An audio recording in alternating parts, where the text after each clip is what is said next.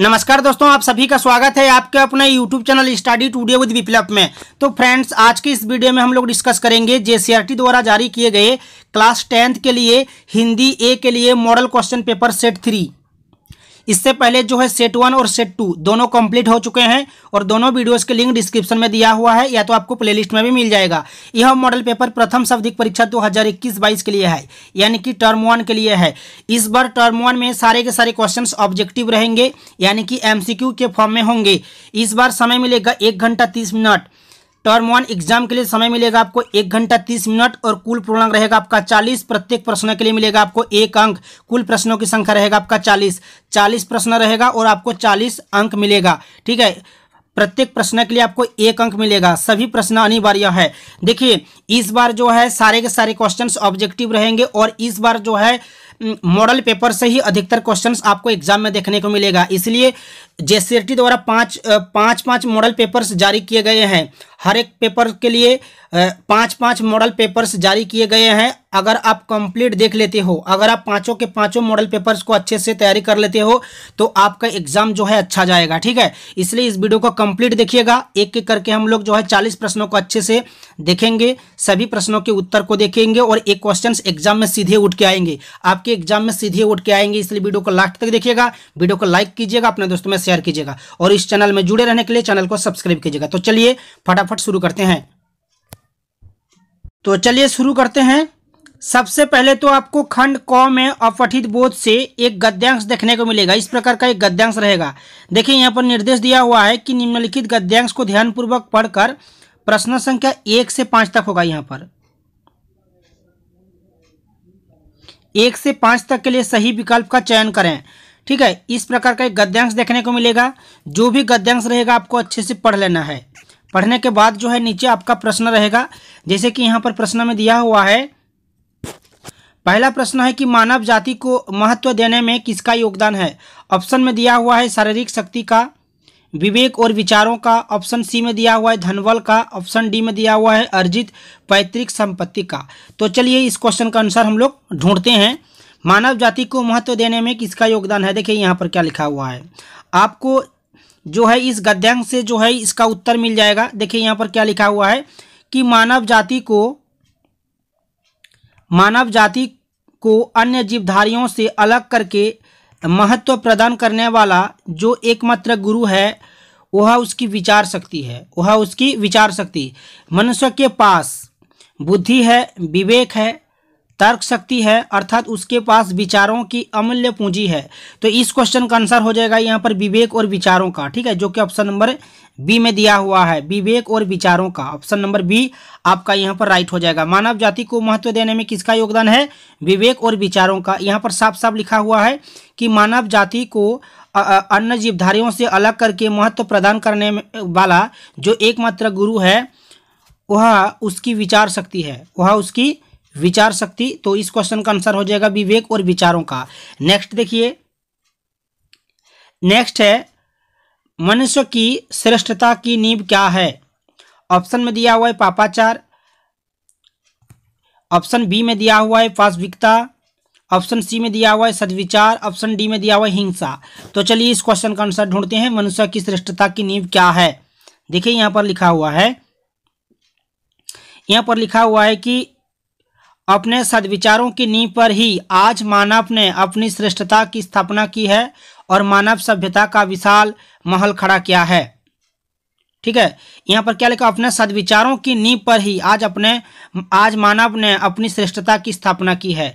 तो यहाँ पर जो है इस क्वेश्चन का आंसर हो जाएगा आपका सद्विचार। ऑप्शन नंबर सी में दिया हुआ है सद्विचार।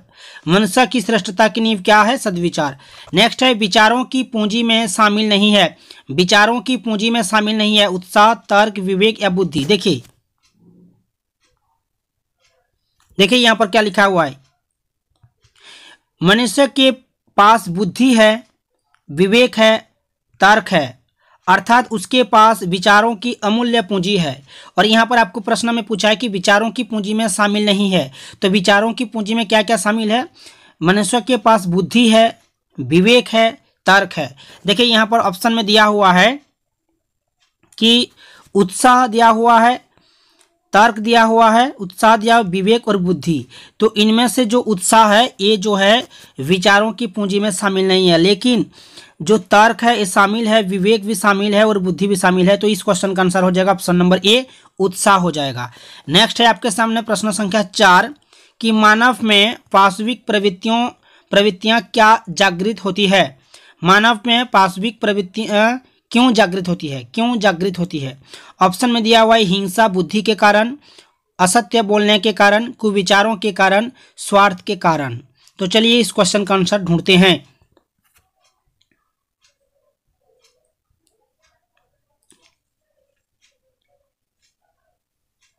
देखिए यहाँ पर क्या लिखा हुआ है कि मानव बुद्धि जब सद्भावों से प्रेरित होकर कल्याणकारी योजनाओं में प्रवृत्त रहती है तो उसकी अच्छाइयों का कोई अंत नहीं होता, किंतु जब कुविचार, यहाँ पर क्या लिखा हुआ देखिए, जब कुविचार अपना घर बना लेते हैं तो उसकी पाशविक प्रवृत्तियां उस पर हावी हो उठती है। तो इस क्वेश्चन का आंसर हो जाएगा यहाँ पर कुविचार, कुविचारों के कारण। देखिए ऑप्शन सी में दिया हुआ है, ऑप्शन नंबर सी में दिया हुआ है कुविचारों के कारण। प्रश्न संख्या 5 को देखिए, सद्विचार का विलोम शब्द क्या है। सद्विचार का विलोम शब्द क्या है, तो सद्विचार का विलोम हो जाएगा आपका दुर्विचार, जो कि ऑप्शन नंबर बी में दिया हुआ है। तो इस क्वेश्चन का आंसर हो जाएगा ऑप्शन नंबर बी।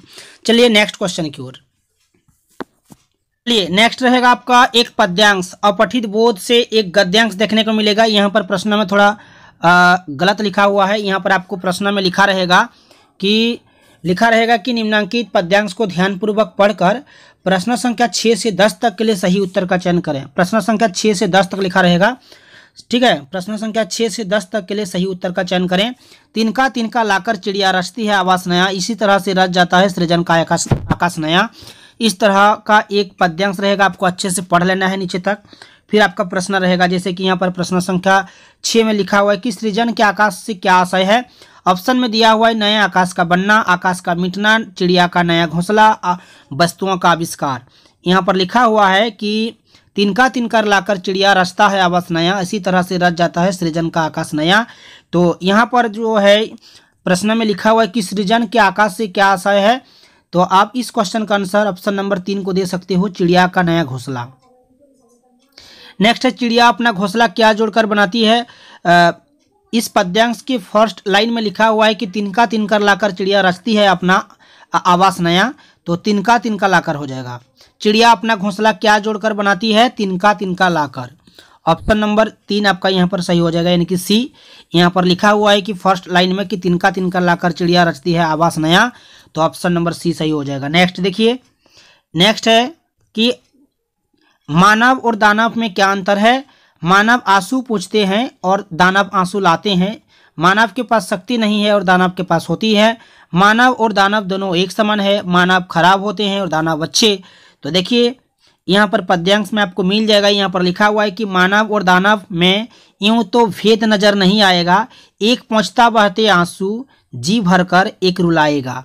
तो यहाँ पर देखिए मानव आंसू पहुँचते हैं और दानव आंसू लाते हैं, तो ऑप्शन नंबर ए आपका यहाँ पर राइट हो जाएगा। नेक्स्ट है, नाश का विलोम क्या है। देखिए नाश का विलोम यहाँ पर पूछा है कि नाश का विलोम शब्द क्या है।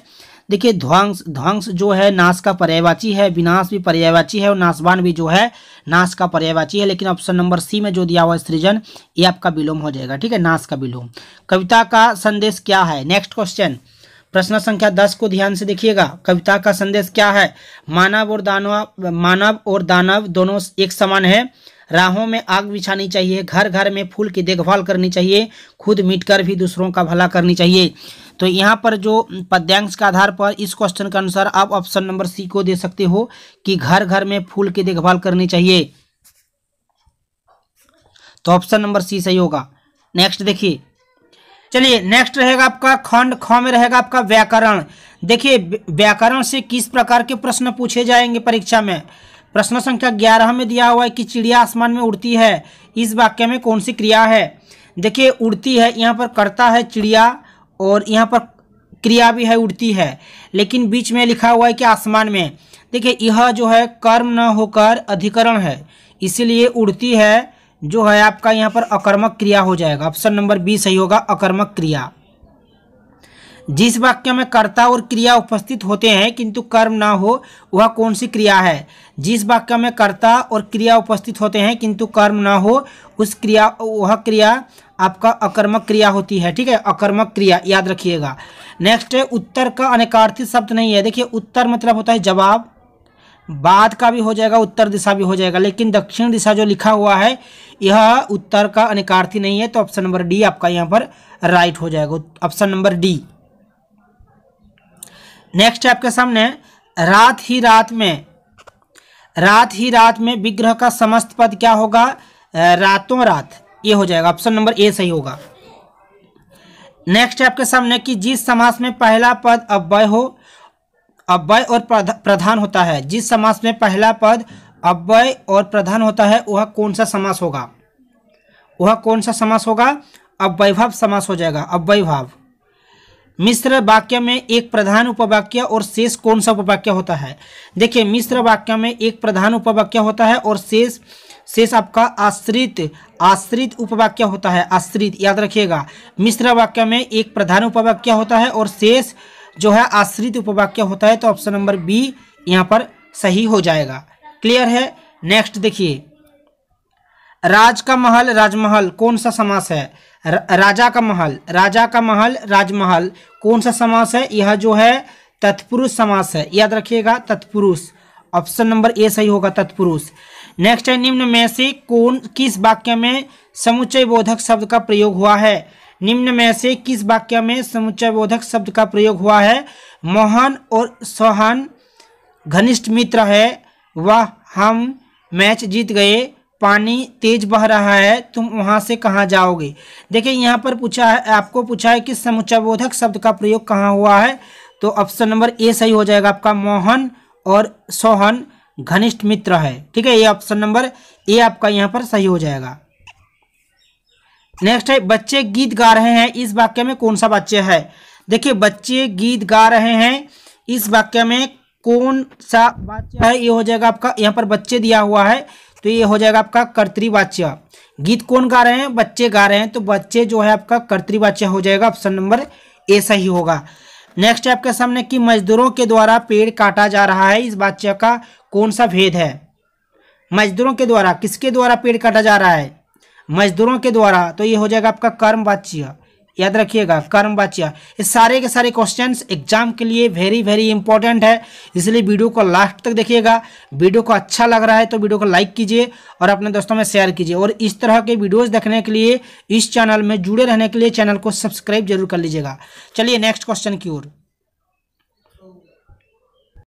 नेक्स्ट रहेगा आपका खंड ग में रहेगा आपका पाठ्य पुस्तक से एक गद्यांश। देखिए यहाँ पर निर्देश दिया हुआ है कि गद्यांश को ध्यानपूर्वक पढ़कर प्रश्न संख्या 21 से 24 तक के लिए सही उत्तर का चयन करें। देखिए ये गद्यांश देखिए, पद्यांश देखिए, मन की मन ही मांझ रही, कहिए जाइए कौन पई उधो ना ही परत कहीं। ये जो पद्यांश है आपको अच्छे से पढ़ लेना है। प्रस्तुत पद हमारी हिंदी की पाठ्य पुस्तक क्षितिज भाग 2 के अंतर्गत भक्तिकालीन कवि सूरदास द्वारा रचित है। इस पद में गोपियां उद्धव के योग साधना को अपनाने के संदेश को सुनकर अधीर हो उठती है और कहती है कि मन की मन ही मांझ रही, कहिए जाइए कौन पई उधो ना ही परत कहीं। आपको जो है अच्छे से इस पद्यांश को पढ़ लेना है, ठीक है। फिर नीचे देखिए जो प्रश्न दिया हुआ है यहाँ पर कि प्रस्तुत पद में किसकी मन की बात मन में ही रह गई। देखिए ऊपर के लाइन में लिखा हुआ है कि मन की मन ही मांझ रही, मांझ यानी कि भीतर यानी कि अंदर, कहिए जाइए कौन पई उधो ना ही परत कही। कवि कहते हैं कि गोपियां कृष्ण द्वारा भेजे गए संदेश को सुनकर उद्धव से कहने लगी कि हमारी कृष्ण से मिलने की आशा मन में ही रह गई। तो यहाँ पर जो प्रश्न है आपका कि प्रस्तुत पद में किसकी मन की बात मन में ही रह गई, तो आपको आंसर देना है गोपियों की, ठीक है, गोपियों की। ऑप्शन नंबर ए आपका यहाँ पर सही हो जाएगा, गोपियों की। नेक्स्ट देखिए, नेक्स्ट आपके सामने कि कृष्ण ने गोपियों के लिए कौन सा संदेश भिजवाया, भक्ति का, योग का, सगुन का या मिलन का। तो देखिए यहाँ पर क्या लिखा है कि अवधि उधार आस आवन की तन मन विथा सही अब इन योग संदेशनी सुनी सुनी बिरहिनी दही। तो यहाँ पर जो है देखिए अब जो है यहाँ पर क्या लिखा है कि अब इन योग संदेशनी सुनी सुनी बिरहनी दही। अब तुम्हारे इस योग के उपदेश को, देखिए यहाँ पर कवि कहते हैं कि गोपियां कृष्ण द्वारा भेजे गए संदेश को सुनकर उद्धव से कहने लगी कि हमारी कृष्ण से मिलने की आशा मन ही मन रह गई। हे उद्धव, तुम अपने संदेश का वर्णन करते रहो किंतु हम पर उसका कोई प्रभाव नहीं पड़ेगा, क्योंकि हमारे मन पर कृष्ण प्रेम की कोई परतें हैं। तुम्हारी निर्गुण ब्रह्म को अपनाने के संदेश को जानकर हमें ऐसा लगता है कि हमने व्यर्थी कृष्ण से मिलने की आशा में समय गवाया है। हमारे तन मन ने विरह की आग को सहा है। देखिए यहाँ पर क्या लिखा हुआ है, इस लाइन को ध्यान से देखिएगा कि अब इन योग संदेशनी सुनी सुनी बिरहिनी दही। अब तुम्हारे इस योग के उपदेश को सुनकर हम विरह की अग्नि में और अधिक जल उठी है, क्योंकि अब हमने कृष्ण प्रेम को न त्यागने का पक्का इरादा कर लिया है। तो यहाँ पर जो है आपको यहाँ पर प्रश्न में पूछा है कि कृष्ण ने गोपियों के लिए कौन सा संदेश भिजवाया, तो आपको आंसर देना है योग का, ऑप्शन नंबर बी सही होगा। नेक्स्ट है, कृष्ण के संदेश को सुनकर गोपी की स्थिति कैसी हो गई? गोपी की स्थिति हो गई विरह की आग जगी। ऑप्शन नंबर बी आपका यहाँ पर राइट हो जाएगा, विरह की आग जगी।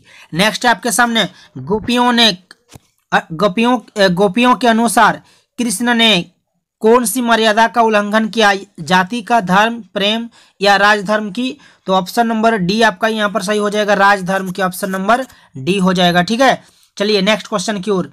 नेक्स्ट क्वेश्चन आपके सामने, यहाँ पर ध्यान दीजिएगा। प्रश्न संख्या 25 से आपको इस तरह का देखने को मिलेगा। देखिए क्या लिखा हुआ है कि निम्नलिखित प्रश्नों के सही विकल्प का चयन करें। देखिए यहाँ पर क्या लिखा हुआ है, उत्साह कविता किन अर्थों की ओर संकेत करती है?